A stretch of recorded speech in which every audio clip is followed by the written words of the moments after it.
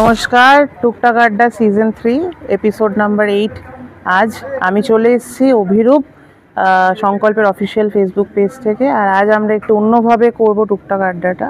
আজকে আমরা যেহেতু সংকল্প সবসময় সোশ্যাল অ্যাক্টিভিটিসকেই প্রাধান্য দিয়ে রাখে, তো আমরা এসেছি মধ্য বালুরিয়া প্রতীক সংঘে অর্গানাইজে মধ্য বারুলিয়া অধিবাসী বৃন্দ দুর্গাপুজো সমিতির আয়োজনে একটি অর্গান ডোনেশন হতে চলেছে, ব্যানার দেখাই যাচ্ছে। সো শুরু করা যায় আজকের মতো এই show. Welcome to the show, absolutely episode number 8। আর আজকের টুকটাক আড্ডা অন্যরকমভাবে হবে, কারণ আজ আমরা চলে এসেছি একটি অন্য জায়গায়, অন্য বিশেষ জায়গায়। সামনেই পুজো আসছে, আমরা সবাই জানি, কিন্তু একটি পুজো কমিটি আছে যারা আমরা বেছে নিয়েছি এই অনুষ্ঠানের জন্য।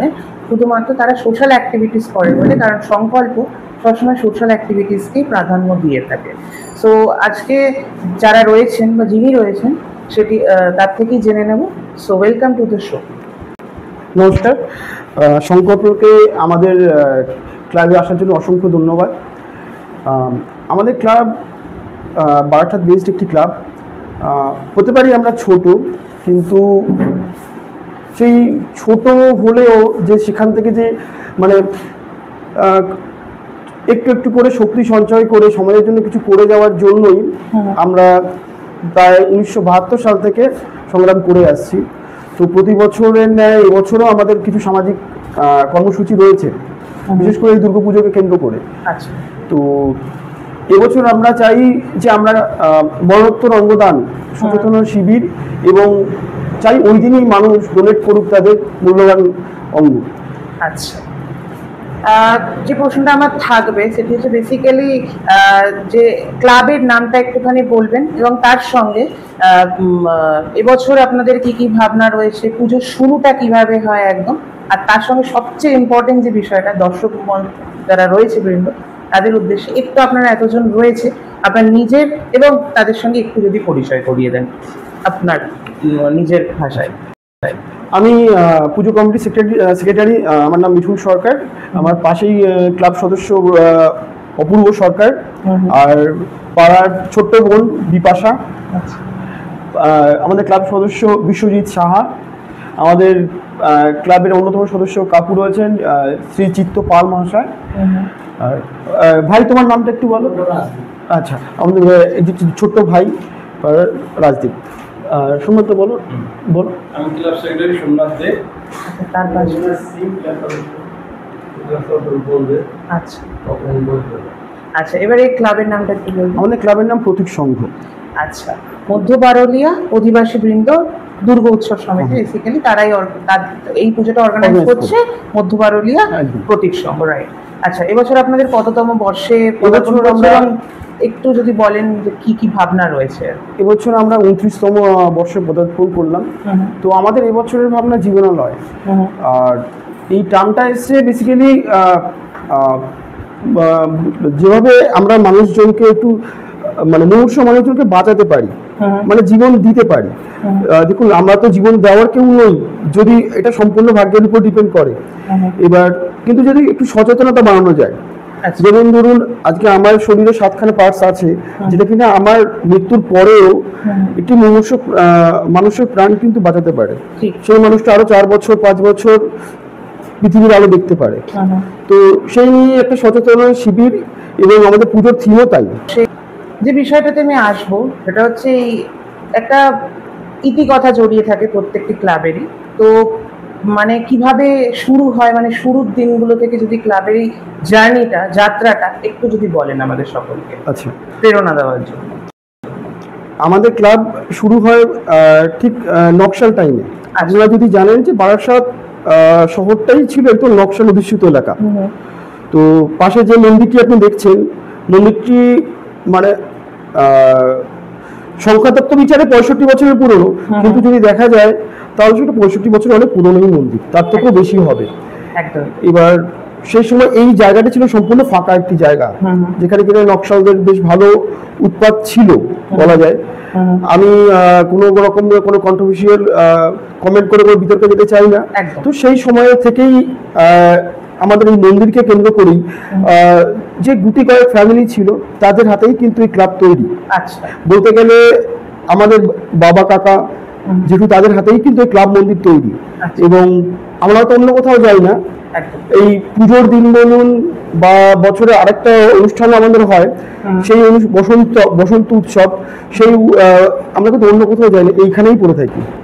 এবার যেটা জিজ্ঞাসা করবো যে এত সারা বছরে অনেক সময় থাকে, সমস্ত সময় মানে আমরা দেখে থাকি অনেক জায়গায় অনেক রকম ভাবে সোশ্যাল ওয়ার্ক অ্যাক্টিভিটি হয়, বাট আপনারা বেছে নিয়েছেন এমন একটা সময় যে সময়টা একদম পিক একটা পুজোর টাইম, এই সময়টাই বেছে নেওয়া কেন? অন্য সময় তো হতে পারতো বছর। আমার একটাই কারণ, সেটা হচ্ছে যদি এখন টেকনোলজি যেরকম ফাস্ট, সেই দিকটায় দেখতে গেলে কিন্তু বছরে যে সময়টাতে পুজো মানে কোনো একটা অনুষ্ঠান পারপাসে যতটা না ভিড় হয়, পুজোকে কেন্দ্রে কিন্তু তার 10 গুণ বেশি ভিড় হয়। তো আমরা চাই যে মানুষের মধ্যে সেই সচেতনতা আসুক আমাদের মাধ্যমে। আমি কখনো দেখিনি বা কোনো সংগঠনকে আজ পর্যন্ত অর্গানাইজ করতে দেখিনি যে অঙ্গদানের মতো একটা সচেতনতা শিবির কোথাও অ্যারেঞ্জ করতে। তো আমরা চাইছি যে এই বার্তাটা পৌঁছুক, কারণ আজকে মানুষ অনেকেই জানে না যে তার মৃত্যুর 4 ঘন্টার মধ্যে চোখের করণীয়টা দান করা যায়, এবং তার ফলে যে মানুষটা আজকে চোখে দেখতে পান না, সে কিন্তু জীবনের বাকিটা জীবন কিন্তু সে পৃথিবীর আলো দেখতে পায়। সুতরাং আমাদের মূল বার্তাই হচ্ছে যে একটা সচেতনতা মানুষের মধ্যে তৈরি করা, যে সে নিজে বাড়িতে বসে একটা স্মার্টফোনের মাধ্যমে নিজের মানে শরীরের অঙ্গগুলি দান করে যেতে পারে, মরণোত্তর দান, এবং একটা মুমূর্ষু মানুষের জন্য সেটাই সব থেকে পাওনা হবে এই পৃথিবীর কাছ থেকে। এবারে যে বিষয়টাতে আমি আসবো বেসিক্যালি, সেটি হচ্ছে যে বিগত কয়েক বছর ধরে আপনার কি ধরনের সোশ্যাল অ্যাক্টিভিটিস করেছিলেন সেই নিয়ে একটু ডিটেইলি আমাদেরকে বলুন। বিগত লাস্ট 4 বছর ধরে, আজকে বলতে হয়তো আমি গর্ববোধ করি, 4 বছর ধরে আমরাই বারাসাতে প্রথম মেডিকেল ক্যাম্প অ্যারেঞ্জ করি পুজোকে কেন্দ্র করে। তো এখন দেখা যায় যে বারাসাতে অনেক ক্লাব, পাশাপাশি পার্শ্ববর্তী ক্লাবগুলোও অ্যারেঞ্জ করে। ইভেন আর 3 দিন কি 4 দিন পরেই বিশ্বকর্মা পুজো আছে, পার্শ্ববর্তী একটি টোটো স্ট্যান্ড আছে, তো সেখানে এক ভদ্রলোকের সামনে জিজ্ঞেস করছেন যে তুমি আমাকে একটু অ্যারেঞ্জ করে দাও না, যে একটা চক্ষু পরীক্ষা শিবির কি করে অ্যারেঞ্জ করানো যায়। তো আমি দেখলাম যে এটা সত্যি একটা পাওনা, যে আমরা হয়তো কাউকে বার্তাটা দিতে পেরেছি যে আজকে একটা মানে আমি কাউকে কোনো প্রফেশনকে ছোট করতে চাই না, আজকে তাদের মধ্যে সেইটুকু চেতনা আছে যে একটা চক্ষু পরীক্ষা শিবির করলে মানুষের উপকার হবে। তো আমাদের মানে আমরা এই ধরনেরই কাজ করি যাতে একটা ভালো বার্তা মানুষের মধ্যে পৌঁছায়। আচ্ছা, এবারে যে বিষয়টিতে আমি আসবো সেটি খুব ক্রুশিয়াল একটা বিষয়, সেটি হচ্ছে আমরা সকলেই জানি যে অঙ্গদান এটা একটা নতুন একটা মোটামুটি বলা যেতে পারে কোনো ক্লাব ইনিশিয়েটিভ নিচ্ছে, কারণ সবাই বলে থাকে ব্লাড ডোনেশন বা কিছু যেগুলো হেলথ চেক আপ ক্যাম্প বা এইসব ধরনের কিছু হয়ে থাকে, তো সাধারণত ব্লাড ডোনেশন করলে তার অনেক রকম বেনিফিটস, অনেক কিছু বলে যে লাইক ইনফিলট্রেশনের কাজ করে, নতুন রকমের কিছু, বাট কি ধরনের কি বেনিফিটস বা কি আছে অর্গান ডোনেশন, এবং তার সঙ্গে যে বিষয়টা মেইনলি আমি যাব সেটি হচ্ছে কিভাবে কি মানুষ ডোনেট করবেন, কবে আসবেন, এবং কিভাবে কি ধরনের কি আপনারা প্রসেস ফলো করছেন, মেডিকেল অ্যারেঞ্জমেন্টস, এইসব নিয়ে একটু যদি বিস্তারিতভাবে বলেন এই বিষয়ে। বেশ ভালো। এবং তার সঙ্গে যেটা বলবেন সেটা হচ্ছে এই অঙ্গদানের যে ইনিশিয়েটিভটা সর্বপ্রথমে কার মাথা থেকে, মানে কার চিন্তাধারা যে এই জিনিসটা করা যেতে পারে? বেসিক্যালি এই চিন্তা ভাবনাটা এসেছিল আমার মাথা থেকেই, এবং আমিও চেয়েছিলাম যে এরকম কিছু একটা করি, মানে এরকম নয় যে হ্যাঁ প্রতিসংঘ ক্লাবকে ওয়েস্ট বেঙ্গলে সবাই জানুক চিনুক, কিন্তু চেয়েছিলাম যে আমাদের মাধ্যমে বার্তাটা পৌঁছুক। প্রথম 1954 সালে রোনাল্ড লি, ওই ভদ্রলোক প্রথম তার কিডনি ট্রান্সপ্লান্ট করিয়েছিলেন, একটি মুমূর্ষ মানুষের প্রাণ বাঁচিয়েছিলেন বস্টনে। তো তারপর থেকে ওয়ার্ল্ড হেলথ অর্গানাইজেশন কাছে তারপর থেকে আর কোনো ইনফরমেশন নেই যে তারপরে কে অর্গান ডোনেট করেছেন। তো আমাদের শরীরে 7টা part, kidney, lungs, pancreas, intestine, চোখের কর্নিয়া, হার্ট, এইগুলো আমরা ডোনেট করতে পারি। তো সেটা লিভিং ডোনেশনও হয় এবং নন লিভিংও ডোনেশন হয়। নন লিভিংটাই আমরা বলছি কারণ কি লিভিং ডোনেশনটা অনেক সময় পসিবল হয় না, সেক্ষেত্রে অনেক সময় কন্ট্রোভার্সি চলে আসে। কারণ কিছুদিন আগে যদি আমরা জানতে পারি, একটুখানি পিছনের দিকে যদি আমরা যাই, হাবড়ায় একটি ইনসিডেন্ট হয়েছিল একটি নার্সিংহোমে, কিছু ডক্টর জড়িতও ছিলেন। তো আমরা তাই জন্যই চাই যে একটা নন লিভিং ডোনেশনের জন্য মানুষ যেন একটু উৎসাহ দেখায়, ঠিক, এবং তার বাড়ির লোকের যেন একটু যেন পারমিশন থাকে বা তারা যেন একটু কোঅপারেট করে। কারণ একটা মানুষ, আমরা হিন্দু মতে যেটা বলে যে আমাদের রিচুয়ালস অনুযায়ী একটা মানুষ মারা যাওয়ার পরে অনেক রিচুয়ালস থাকে বাড়িতে। এবার আমার মতে ওই রিচুয়ালস গুলোর জন্য যদি আমি একটা মরদেহকে বাড়িতেই রেখে দিলাম শুধু রিচুয়ালস গুলোর জন্য, তাতে একটা, কিন্তু সেটা না করে যদি একটু মুমূর্ষু মানুষের জন্য যদি ডেড বডিটাকে পাঠিয়ে দেই এসএসকে বা কলকাতা মেডিকেল কলেজে, তাহলে হয়তো কিন্তু একটা মুমূর্ষু মানুষের প্রাণটা বেঁচে যায়। ঠিক, আমাদের এসএসকেএম বা পিজি হসপিটালে যদি আমরা গিয়ে দেখি, মানে আমাদের ওয়েস্ট বেঙ্গল সব থেকে ভালো চিকিৎসা হয়, অর্গান ট্রান্সপ্লান্টেশন সব থেকে ভালো হয় এসএসকেএম। ঠিক, কিন্তু ওখানে গিয়েও যদি দেখি যে কিওতে যে কি পরিমাণ লাইন, সেটা মানে বলার বিষয় নয়। তো আমরা চাই যে ওয়েস্ট বেঙ্গলের মানুষরাই একটু যাক সেখানে, তারা নিজেরা ডোনেট করুক। এবং এই ডোনেট করার পদ্ধতি হচ্ছে দুটো ভাবে করা যায়। একটা হচ্ছে আয়ুষ্মান ভারত আছে, যেটা সেন্ট্রাল গভর্নমেন্টের পোর্টাল, অনলাইন সে করতে পারে। কেওয়াইসি বলতে গেলে শুধু আধার এনেবল আর registered mobile number, log in করার পর সে তার কনসেন্টটা সেখানে দেবে যে সে কি কি পার্টস, সে চোখের করোনিয়া হতে পারে, হার্ট হতে পারে, কিডনি হতে পারে বা প্যানক্রিয়াস হতে পারে, সে ডোনেট করতে পারে, মেনশন করতে পারে। এবং তার পরিবারের যে ফুল মানে পুরো সম্মতি রয়েছে সেটাও কিন্তু সেখানে অপশন রয়েছে, সেখানেও করতে পারে।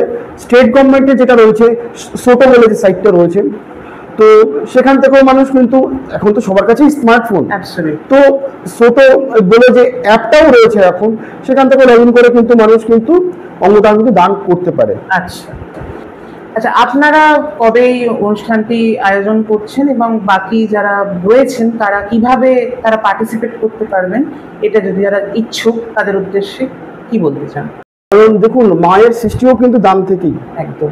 সেখানে শিব, ব্রহ্মা, বিষ্ণু সবাই ছিলেন, অগ্নি পর্যন্ত ছিলেন, তো মায়ের সৃষ্টিও কিন্তু সেই দান থেকেই। তো আমরা চাইছি যে সেই দান থেকেই আমাদের অনুষ্ঠানটা শুরু করতে, তো এই কারণে আমরা বেছে নিচ্ছি মহালয়াটাকে, 21শে সেপ্টেম্বর। আচ্ছা, কিভাবে তারা পার্টিসিপেট করতে পারবেন সেটা একটু বলুন। সেক্ষেত্রে মানে আমরা যাদেরকে ইনসিস্ট করছি, ফোর্সফুলি নয়, যাদেরকে জাস্ট যাদের মধ্যে একটা অ্যাওয়ারনেস আনার চেষ্টা করছি যে হ্যাঁ এইরকম ভাবে মানে মরণোত্তর অঙ্গদান করা যায়, যে 7টা পার্টস আপনি দান করতে পারেন। তো সেক্ষেত্রে সে হয়তো অফলাইন, যেরকম আমাদের সাথে উপস্থিত থাকবে বারাসাত সামাজিক বলে একটি সংগঠন, মানে যাদের মধ্যস্থতায় পুরো অনুষ্ঠানটি সম্পন্ন করা হবে। আচ্ছা, এবং সেখানে মানে আমাদেরই ক্লাব সদস্য একটি ভাই থাকবে, যে কিনা সোটোতে লগ ইন করে কেওয়াইসি নিয়ে আপনার ওখানেই মানে বসে যে কেউ যদি ডোনেট করতে চায় সেই দিনই কিন্তু তাকে তার রেজিস্ট্রেশন কমপ্লিট করা হবে ওই মঞ্চ থেকে। আচ্ছা, একদমই তাই। একটা অন্যরকম বিষয় আমরা জানতে পারছি। এবার দর্শকদের কাছে আমি একটু ব্রেক চেয়ে নেব, কিছু বিষয় আমার বলার রয়েছে। মহালয়ার দিন যেহেতু কথাটা এলো, পুজোর একদম বেশি দিন নেই, তো সংকল্পের অফিসিয়াল ফেসবুক পেজ থেকে এই প্রথমবার টুকটাক আড্ডা সিজন 3 নিয়ে আসছে, সেটি হচ্ছে মহালয়ার পূর্ণ লগ্নে 21শে সেপ্টেম্বর সকাল ঠিক 9টায় শক্তি রূপেণা সংস্থিতা।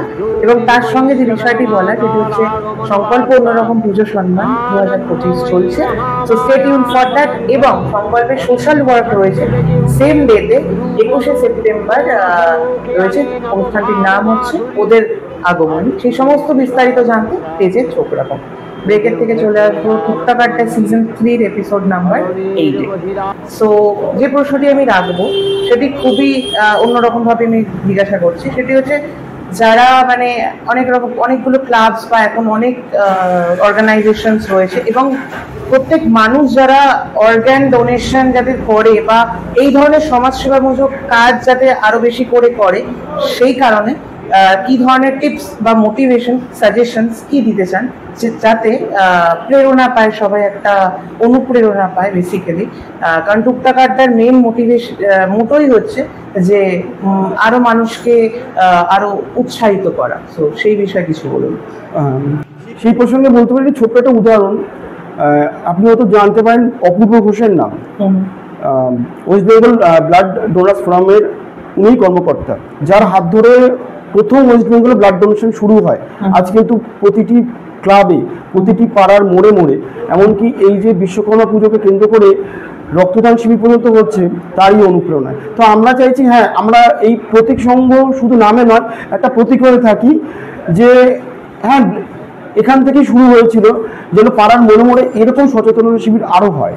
ঠিক, আচ্ছা, একদমই তাই। আর শেষ প্রশ্ন রাখবো আমি, সেটা হচ্ছে সংকল্পের এই অনুষ্ঠানে টুকটাক আড্ডা সিজন 3-তে এই আড্ডা দিয়ে আজকে একদম অন্যরকম ভাবে কেমন লাগলো, কি বলতে চাও? না, সেক্ষেত্রে আমি বলতে পারি অসংখ্য ধন্যবাদ রাকেশ এবং অভিরূপ তোমাকেও এখানে আসার জন্য। আমি ভাবতে পারিনি যে সেই ঢাকুরিয়া এবং যাদবপুর থেকে এই গরমের মধ্যে যে তুমি আসবে।